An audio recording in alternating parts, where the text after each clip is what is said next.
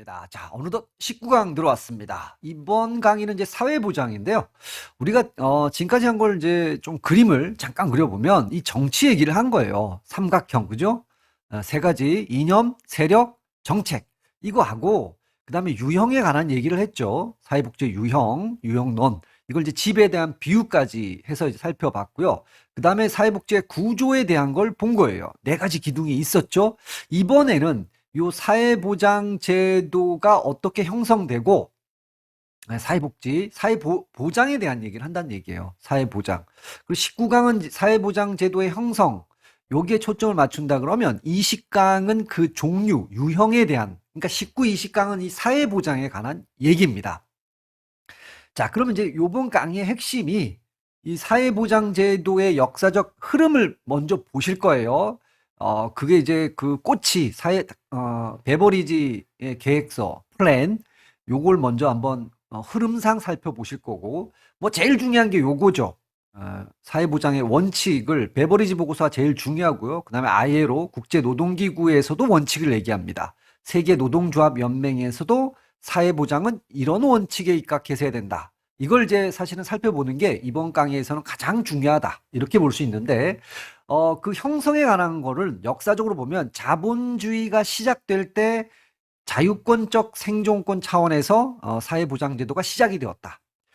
그러다가 이 좀 시간이 지나면서 노동권적 생존권 차원으로 사회보장제도가 나오고요. 이제 진정한 의미의 사회보장, 그거는 요 마지막에 자본주의가 아주 고도화되었을 때 사회보장적 생존권이다. 즉, 인간의 존엄성, 인간이라는 차원, 뭐 이런 그 맥락에서 최저 생활을 국가가, 공동체가 보장해준다. 이게 사회보장적 생존권이에요. 진정한 의미죠. 자, 여기에 가장 중요한 게 베버리지 보고서가 되겠죠. 그럴 때 베버리지 보고서의 특징을 보실 거고요. 그 6원칙을 얘기합니다. 사회보장에. 그리고 이어서 국제노동기구, UN 산하기관인데요. 사회보장의 3원칙을 얘기할 거고요. 또 이어서 세계노동조합연맹이 발표한 5원칙. 자, 이것들을 집중적으로 이제 다뤄볼 겁니다. 자, 여기 얘기부터 먼저 한번 형성 과정에서 볼 건데요. 그 전에 노트, 여러분 이제 강의 노트에 보시면 그 그림 밑에 보면 사회보장의 개념이 뭡니까? 소셜 시큐리티의 개념이 뭡니까? 이건 집단적이에요. 즉 공적으로 대응한다라는 거예요. 뭐 우리가 베버리지 5대 사회학 기억나시잖아요. 주거, 교육, 의료, 소득 이런 거에 대해서 집단, 다시 말해서 국가가 지원해 주는 거죠. 이런 개념은 사실은 놀랍게도 소비에트 헌법에서 먼저 나왔어요. 1918년도. 이게 사회주의잖아요. 사회주의. 1917년에 러시아 혁명이 일어나고, 그러니까 사회주의는 국가가 다 보장해 주는 거예요. 그러니까 당연히 사회주의 쪽에서 명시적으로 먼저 나왔죠. 그러나 지금과 같은 우리의 이런 복지의 개념, 그러니까 이건 사회주의에서 나왔다 그러면 한마디로 얘기해 소련에서 나왔다는 얘기예요. 근데 자본주의에서는 당연히 미국에서 나오겠죠. 좀 늦습니다. 35년 루즈벨트 대통령이 우리가 1929년에 이제 대공황이 터진단 말이에요. 경제가 아주 박살이 나죠. 그래서 이제 루즈벨트 대통령이 사회보장법을 만들고 거기서 최초로 공식적으로 사용하기 시작했다. 그러니까 뭐 이걸 아주 심플하게 얘기를 해본다 그러면 사회주의에서 먼저 나왔는데요. 1918년 소비에트 헌법에서 나왔고 자본주의에서 35년 사회보장법에서 사회보장이라는 개념이 나왔다. 그리고 이게 이제 확산이 되는 건 2차 세계대전 말부터 2차 대전 끝 무렵에 영국에서 나오잖아요. 그게 베버리지 플랜이죠. 그다음에 프랑스에서도 나옵니다. 라로크 플랜이 있어요. 이런 것들이 나오면서 본격적으로 이 사회보장이 등장하기 시작한다. 여기서 이제 시작점에 있는 거라면 2차 대전 말부터 얘네들을 기점으로 해서 나온다. 그러니까 우리가 이 베버리지 플랜과 라로크 플랜을 살펴보지 않을 수가 없겠죠. 자, 뭐 사회보장 계획서라고 되는데 플랜이죠. 1940년이니까 아직 2차 대전이 안 끝났어요. 이제 한참인 거의 이제 말미인데 영국에서 베버리지가 보고서를 쓰죠. 베버리지 보고서, 베버리지 플랜. 자, 그럼 이거는 별명이 이 사회보장에 관한 최초의 교과서다. 처음 나왔다. 이렇게 볼 수도 있을 정도의 명성을 갖고 있다라는 거예요. 거의 뭐 창조작급이라고 볼 수 있죠. 그러니까 사회보장이라는 말은 조금 전에 개념 정의 기억이 나시죠? 국가가 주거, 교육, 뭐 이런 실업 이런 거에 대해서 최소한도로 보장을 해주는 거예요. 지금 여러분이 알고 있는 이 사회보장 그거예요. 최초입니다. 그게 베버리지죠. 여러분 5대 4의 악은 뭐 베버리지부터 뭐 1강부터 들으셨잖아요. 결핍, 질병, 무지, 불결, 나태 이게 여기서 제시됩니다. 이건 알고 있던 거고요. 근데 요게 좀 추가됩니다. 이 중에서 가장 우선시한 건 결핍입니다. 결핍은 곧 빈곤을 얘기하는 거잖아요. 그러니까 이 결핍으로부터의 자유를 우선적으로 지향했다. 이걸 여러분이 조금 여기서 추가적으로 알아두셔야 됩니다. 물론 당연히 전 국민 대상입니다. 전 국민을 대상으로 최저소득을 보장하는 거. 이걸 이제 국민 기본선이라고 얘기를 하기도 하는데요. 가장 최소한도로 이거는 이 소득은 있어야 된다. 그걸 국가가 보장해 준다라는 거예요. 전 국민을 대상으로 그것도. 자, 그러니까 이 사회보장은 결핍으로부터의 자유를 추구한 거예요. 결핍은 곧 빈곤. 얘를 제일 우선시했잖아요. 일단은 빈곤이 제일 중요한 거죠. 뭐 시장의 결핍으로부터 해방됐다. 무슨 얘기냐면 1차적으로 내가 시장 임금을 얘기하는 거예요. 시장에 나가서 내 노동력을 팔고 월급을 받아서 생활해야 되잖아요. 근데 내가 실업자가 됐던가 내가 산업재해를 당해서 다쳤어. 그럼 일을 못 하잖아요. 그러면 월급을 못 받는다는 거예요. 그것으로부터 해방시켰다. 그 얘기는 괜찮아. 국가가 먹고 살 정도 돈을 줄게. 이렇게 해주는 거니까. 그죠? 그리고 여기 있는 이 보고서 내용은 기본적으로 사회보험에 관한 내용입니다. 우리가 20강에서 사회보장제도의 그 유형, 종류를 볼 건데 그 대표적인 게 사회보험과 공적부조. 이 두 가지, 공적부조는 여러분 앞쪽에 살짝 만났죠? 근데 이 두 가지 유형을 집중적으로 볼 겁니다. 사회보험은 여러분 알고 있는 거예요. 고용보험, 뭐 실업보험, 또는 이제 의료보험, 국민연금, 뭐 산재보험 뭐 이런 것들을 얘기하는 겁니다. 이런 것들에 대해서 다루고 있다. 그래서 요런 지금 제가 정리해 놓은 게 요렇게 정리해 놓은 게 영국의 베버리지 보고서의 가장 중요한 포인트다. 자, 여기에 대해서 프랑스에서는 라로크가 이제 비슷하게 갑니다. 똑같아요. 거의 기본적으로 똑같은데 뉘앙스가 약간 다릅니다. 여기서는 생활 불안으로부터 국가가 보장해 주겠다. 좀 추상적이고 포괄적이죠. 어, 베버리지는 결핍, 즉 빈곤에 좀 뭐 방점을 뒀다면 물론 이제 골고루 주거나 의료 다 5대 사약을 얘기했으니까 다 얘기하지만 이 라로크 플랜의 제일 중요한 말은 이 생활 불안이라는 말이죠. 나머지는 똑같습니다. 국가가 다 해줘야 된다. 그래서 큰 비중이 있는 건 아니지만 어쨌든 한번 체크해 보죠. 자, 이제 한번 요 베버리지 퀴즈 문제 하나 풀고 갈게요. 거리가 먼 것 이렇게 물었잖아요. 결핍으로부터의 자유. 그렇죠. 빈곤으로부터의 자유. 아, 2번은 틀렸죠. 생활 불안으로부터의 보장을 해주는 건 라로크죠. 라로크 보고서라고 볼 수 있어요. 베버리지는 5대 사약을 제시하고 있습니다. 국민 기본선 보장, 그리고 사회보험 서비스에 관한 것들을 얘기하고 있어요. 오케이. 이 국민 기본선이라는 게 이제 최저생활 수준을 얘기하는 거죠. 자, 그래서 퀴즈 30번은 2번이 이제 가장 거리가 먼 얘기가 되겠죠. 자, 이제 이걸 봤고요. 생존 이제 흐름을 한번 가볍게 볼 겁니다. 사회보장제도의 형성인데 이게 어떻게 흘러나오고 있는가? 제일 자본주의 확립기엔 초기죠. 자유권적 생존권이에요. 그러니까 자유권적 생존권은 여기 자유방임주의 빈곤관이니까 자유주의를 얘기하는 거예요. 여러분 이념적으로 우리가 자유주의, 신자유주의와 사회민주주의가 있었잖아요. 이 자유주의, 즉 개인, 네 인생은 네 책임이야. 빈곤은 개인 책임이야. 이런 관점에서 움직이는 시기에 생존권 차원에서 국가가 도와준 거예요. 그래서 자유권적 생존권이라고 얘기를 하는 겁니다. 그러니까 어떻게 되는 거 아시겠죠? 요 시기에는 어떻게 사회보장제도를 해드리냐면 국민 모두한테 해준 게 아니에요. 자산 조사를 합니다. 자산 조사를 해서 아주 엄격한 자산 조사를 하죠. 그 중에서 아주 최고의 취약계층임이 확인이 되면 얘네들만을 대상으로 시혜를 베푸는, 은혜를 베푸는 식으로 해서 아주 찔끔 주는 거야. 정말 굶어 죽지 않은 정도. 인간다운 삶이 보장이 안 돼. 정말 그 개, 돼지처럼 먹고 사는 정도 수준을 국가가 해준 거예요. 요 시기란 말이에요. 요 시기가 자유권적 생존권 시기다.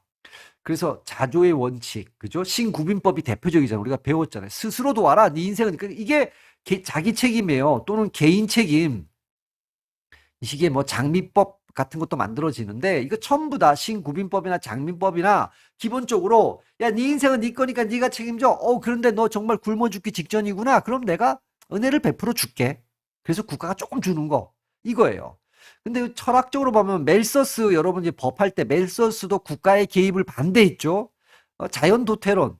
멜서스는 인구론을 썼잖아요. 멜서스가. 그래서 인구하고 식량 문제를 가지고 얘기한다는 거야. 인구는 기하급수적으로 퍽퍽 늘어. 근데 식량은 산술급수적으로 조금 는다라는 거예요. 그러면 자연 도태론은 이건 찰스 다인이 얘기한 거지만 그리고 이제 스펜서가 사회 학에다가 이제 적용을 해서 적자 생존 뭐 이런 얘기를 하는데 쉽게 얘기해서 이거예요. 인구는 많이 늘어. 식량은 조금밖에 안 늘어. 그러니까 경쟁이 붙겠죠. 여기에서 가장 노력해서 그러니까 경쟁을 하는 거예요. 그래서 이긴 놈이 다 가져가. 그건 뭐 어쩔 수 없는 거 아니야? 뭐 이런 얘기입니다. 그래서 거기에 경쟁에서 진 놈, 즉 적응하지 못한 놈은 도태되는 거야. 이 관점에서. 그러니까 국가는 개입하지 마. 벤담 이러면 여러분 공리주의인데요. 공리주의 하면 여러분이 이런 말을 많이 알고 있어요. 최대 다수의 최대 행복. 이걸 얘기하는데 이 말만 들으면 여러분이 얼추 보면 이거는 최대 다수니까 모두를 얘기하는 거 아니야? 이렇게 오해할 수가 있어요. 근데 벤담의 공리주의는 자 이걸 이제 뭐 너무 철학적으로 복잡한 얘기를 할 수가 없으니까 간단하게 얘기하는 이거예요. 여러분 수학에서 더하기가 뭐냐면 시그마야. 이렇게 시그마 M자 옆으로 갔다 시그마 개인들의 행복을 모두 더한 게 전체의 행복이다. 이렇게 보는 거예요. 전체의 행복이 이제 최대 다수의 최대 행복과 연결이 되는 거죠. 그러니까 이 말의 본질은 뭐냐면 개인, 이 집단, 공동체, 국가라는 거는 개인의 합 이상이 아니다는 거야. 그럼 출발이 뭐냐라는 거냐? 개인이 제일 중요하다는 거예요. 개인이. 그 개인들의 행복이 19, 8, 7. 그러니까 국가 전체는 그거 다 더하면 되는 거야. 그러면 핵심은 뭐야? 개인들의 행복이 늘어나야 되는 거야. 국가의 행복이 늘어나려면. 그러니까 공리주의의 가장 본질은 뭐냐면 개인주의에 있는 거예요. 전체주의라고가 아니라 개인들 하나하나가 중요한 거야. 얘네들 다 더하면 되는 거니까. 전체는. 그쵸? 그러니까 개인의 책임 이런 걸 강조한 게 공리주의다. 개인주의에 뿌리를 두고 있다. 이걸 여러분이 조금 이해하고 있어야 된다라는 거야. 철학적 얘기 너무 깊게는 안 들어갈게요. 이 정도만 이해해 줄게요. 그러니까 요런 멜서스나 벤담의 공리주의 이런 것들은 기본적으로 자유권적 생존권, 즉 자유주의 이념, 복지적으로 얘기한다 그러면 이거와 관련되어 있다를 신구빈법은 여러분 아실 거고 또 법으로 하나 추가한다 그러면 장미법. 이런 것도 전부 다 자유주의. 그러니까 선별주의나 아니면 자녀주의 이쪽 라인에 있는 거죠. 자, 이러다가 발전합니다. 그 다음에 이제 노동권적 생존권 시기로 발전하는 거예요. 이거는 여러분 우리가 사회조사에서 부스와 라운트리가 사회조사한 거는 배우셨잖아요. 했더니 야 빈곤이 개인 탓이 아니더라. 개인이 원인이 아니야. 그러니까 개인이 책임질 거 아니더라. 즉 구조적 모순 때문이야. 사회 구조, 그죠? 사회 구조, 사회 환경 이것 때문에 그렇더라. 그러니까 앞쪽에 자유권적 생존권 시기에는 개인 책임이 중요했잖아요. 네 탓이니까.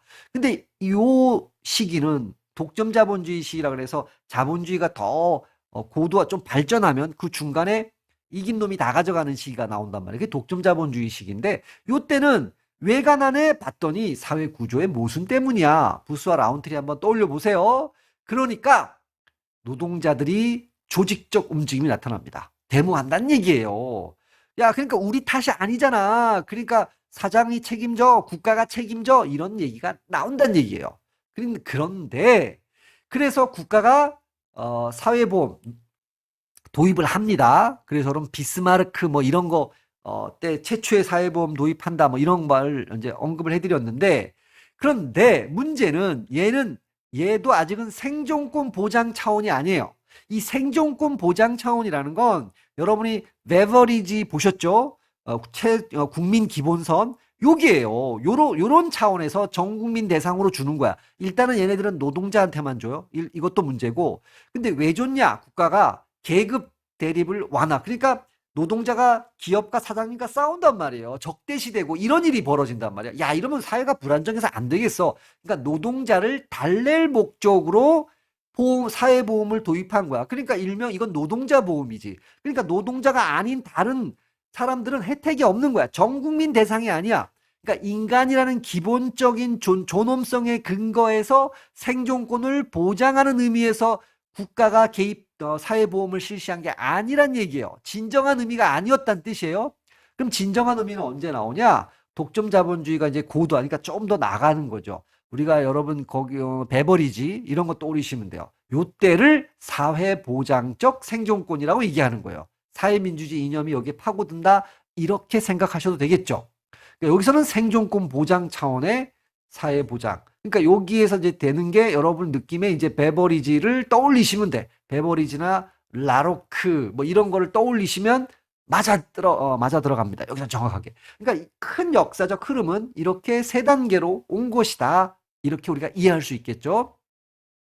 자, 그러면 이제 중요한 그 방금 전에 이제 요 단계에서 이 베버리지 보고서가 나오는 겁니다. 사회 보장 차원에서 생존권 보장 차원에서 나오는 거예요. 자, 그러니까 요 단계에서 나오는데 제일 먼저 나오는 게 베버리지죠. 그럼 베버리지가 6가지 사회보장 원칙을 얘기한다라는 거야. 이게 아주 중요한 거죠.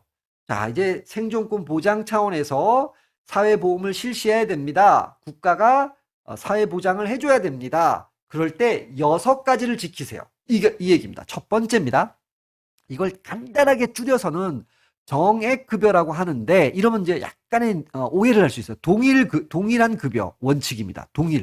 동일이 2가지가 들어가는데 이렇게 묶으세요. 이렇게. 그러면 이건 뭐냐면 모든 사람에게 동일한 액수의 급여를 줘야 된다. 뭐 현금을 주든 현물을 주든 동일한 액수의 급여를, 이거 동일급여예요. 정액급여라고도 합니다.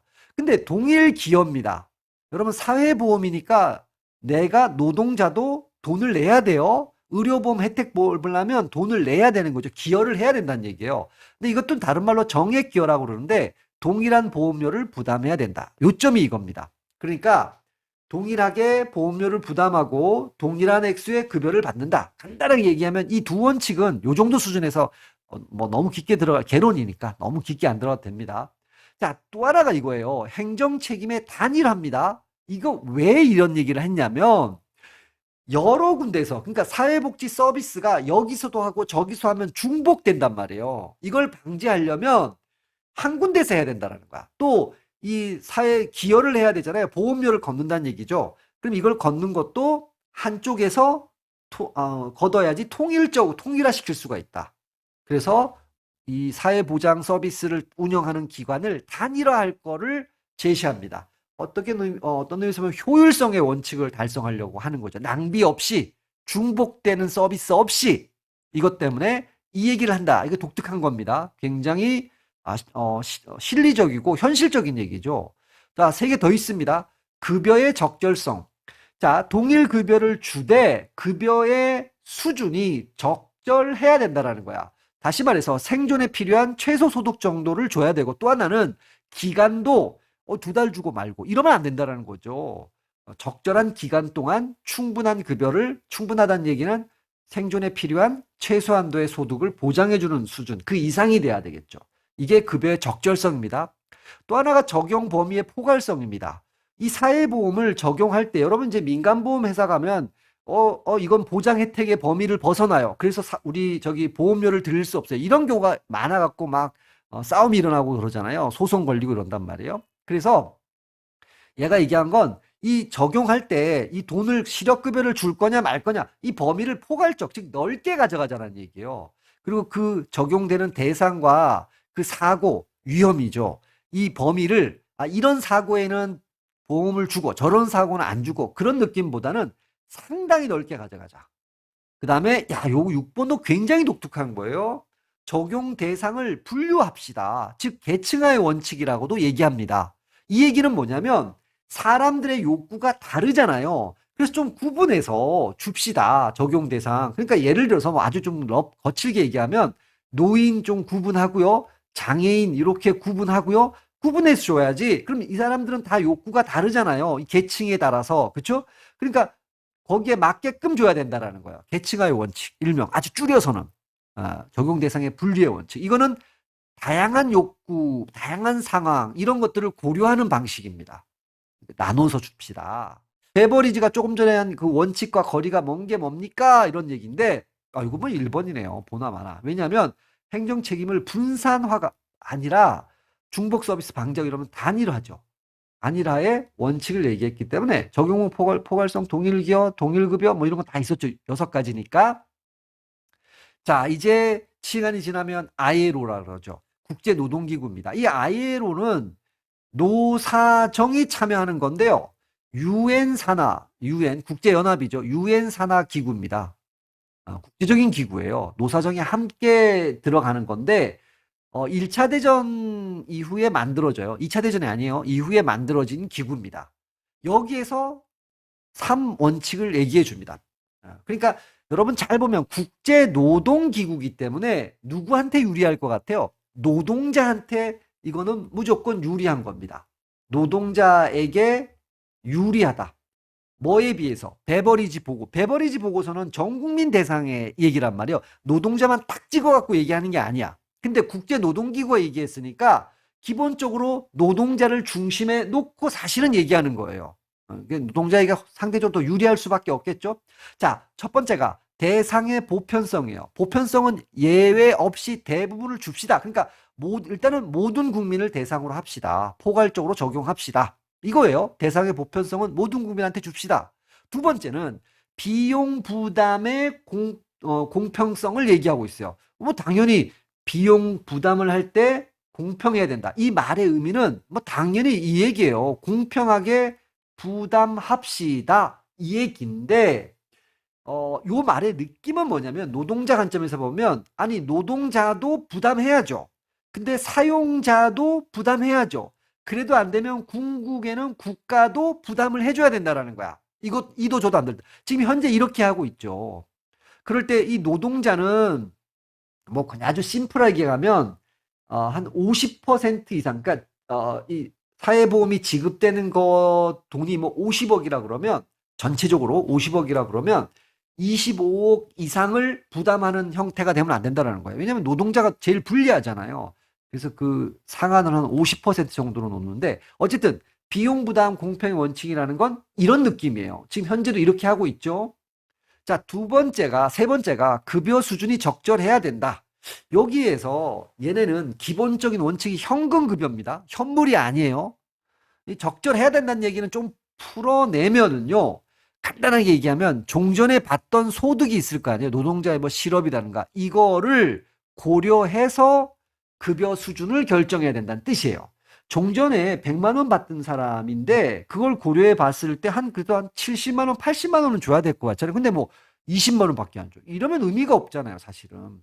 이게 적절성인데 여기를 세부적으로 보면 현금을 일단 주는 걸 원칙으로 합니다. 두 번째, 정기적으로 급여를 주는 것. 그러니까 줬다 안 줬다가 뭐 이렇게 주는 게 아니라 규칙적이죠. 정기적으로 월급 받듯이 정기적으로 주는 거. 물론 예외가 있을 수 있지만 기본 원칙은 이 두 가지라는 거예요. 현금으로 주세요. 정기적으로 주세요. 그럴 때 정기적 급여를 요거를 줄 때 고려해야 될 원칙이 세 가지를 얘기합니다. 일단은 부양 수준의 원칙이라는 건데요. 가족 부양 수준을 고려해서 준다는 얘기겠죠. 당연히 균일 급여의 원칙. 이거는 동액의 급여를 준다. 뭐 이런 얘기고 균일 급여 같은 액수의 급여를 준다. 이런 얘기고 비례 급여의 원칙은 이건 다른 말로 이제 개인별 급여제라고도 하는데요. 사람들마다 각자 생활 수준, 뭐 그 생활하는 모양이 다르잖아요. 그러니까 어떤 사람은 2명의 식구가 있고 어떤 사람은 10명의 식구가 있어. 이건 요것도 뭐 요거와도 연결되는데 그 생활에 비례하자. 이걸 좀 풀면 각자의 생활에 비례하게 급여를 줍시다. 이런 느낌이에요. 뭐 어떤 걸 들어야 될까요? 뭐 느낌이 오게 하면 어떤 사람은 예를 들어서 뭐 시골에 산다든가 거의 시골에 구석에 어떤 사람은 월세에 살고 어떤 사람은 자기 집을 갖고 살고 뭐 다르잖아요. 그러니까 그런 걸 좀 고려한다. 뭐 이런 느낌이 있죠. 어쨌든 요것도 잘 정리해 둘 필요가 있죠. 마지막은 세계 노동조합연맹 노동자가 들어가죠. WTO인데 여기는 이제 5가지 원칙을 노동자 무각출이니까 각출이 아니고 객출입니다. 무각출. 이거 뭐 느낌이 무슨 얘기겠죠? 노동자 비용 부담하지 말라는 얘기죠. 얘한테 걷지 마. 그러니까 노동자들이라 아니면 뭐 장애인들 이런 사람 돈 걷지 마. 이런 얘기고 의료 사회화라는 건 노동자나 그 식구들한테 공짜로 전액 공짜로 국가가 지원해 줘. 공짜로 병원 다닐 수 있게. 사회적 위험의 포괄성이라는 건 사회적 위험의 범위를 대부분을 잡아. 그러니까 뭐 이거는 위험한 거니까 사회보험 대상이 되고 저거는 이렇게 하지 말고 아주 대부분을 사회적 위험 속에 집어넣어. 그래서 돈을 줘. 이런 얘기죠. 적용 대상. 그러니까 포괄성. 이것도 마찬가지죠. 이 사람은 되고 저 사람은 안 되고 이러지 마. 대부분의 사람들 다 적용 대상에 집어넣어. 무차별 적용. 사람을 차별해서 적용하지 마. 뭐 흑인이어서 되고 뭐 이런 건 안 된다라는 거예요. 뭐 느낌이. 어쨌든 5가지 원칙을 얘기했다. 자, 이걸 여러분이 좀 짜증나게 만드는 건데요. 그래서 느낌을 봐봐야죠. 이런 거죠. 세계 노동조합 조금 전에 바꾼 거죠. 여기 원칙과 가장 거리가 먼 것. 무차별 적용 맞습니다. 의료 사회화 얘기했어요. 이런 거 안 되죠. 자산조사의 선별적 원칙 이거 아닙니다. 이거 아니고 적용 대상의 포괄성의 원칙이죠. 그러니까 자산조사에서 선별해서 하지 마 이런 얘기죠. 이 말은. 그래서 32번에는 3번이 틀렸겠죠. 자, 이제 사회보장의 유형을 우리가 20강에서 이 유형을 볼 건데요. 여러분, 베버리지가 사회보험이라는 게 있고 공공부조, 그다음에 보편주의 수당 이걸 여러분한테 이거 외우세요 이런 말 한 게 아니에요. 레지다라는 학자도 뭐 사회보험, 공공부조 그다음에 쭉 비슷하죠. 공적 개인 저축계정 있고 국제노동기구 좀 전에 보시면 4대 사회보험이라는 게 있죠. 뭐 아동수당 뭐 이렇게 정리를 했는데 우리가 20강에서는 그러니까 가장 주인공이 누구냐면 제가 여기다 했지만 사회보험이라는 거와 공공부조 또는 공적부조 이 2가지를 20강에서 사회보장의 유형으로 나머지는 다 어차피 이 둘 속에 다 들어간다라고 보시면 돼요. 그냥 뭐 물론 여기서 이제 민간보험도 보험의 유형이다라고 볼 수 있죠. 크게 보면. 그러나 국가가 공적으로 대응한다. 그러면 사회보험과 공공부조 수당을 이렇게 별도로 놨는데 이제 지금까지 굳이 그럴 필요 없죠. 어쨌든 이런 것도 있어요. 보편주의 수당도 당연히 있지만 사회보험과 공공부조. 그래서 제가 한번 이렇게 정리를 해놓은 겁니다. 이렇게 막 복잡하게 나눌 수 있다. 그러나 우리는 이 2가지를 집중적으로 20강에서 볼 거다. 자, 퀴즈. 사회보장제도 서술 중 타당하지 않은 것 골라봐라. 사회보장성의 수준은 어느 정도까지 보장해 줄까는 고정된 게 아니죠. 그렇죠? 사회가 처한 지금 뭐 예를 들어서 국가 경제가 어려울 수도 있고 대공황이 왔을 수도 있고 경제가 잘 나갈 수도 있고 여러 가지 상황이 있다면 그러니까 이건 가변적이고 유동적인 거죠. 그러니까 1번은 당연히 맞죠. 사회보장제도는 아님이죠. 33번은 무조건 2번이 틀렸죠. 사회보장제도는 기본적으로 전 국민을 대상으로 하는 겁니다. 전 국민, 특정한 국민만을 이게 틀렸죠. 자, 베버리지 보고서는 사회보장제도 형성에 다 그렇죠. 교과서잖아요. 교과서. 사회보험과 공공부조 가장 대표적인 사회보장제도의 유형이죠. 포함된다 그랬으니까 맞는 얘기가 되는 거죠. 오케이. 33번은 그래서 2번이 되겠죠.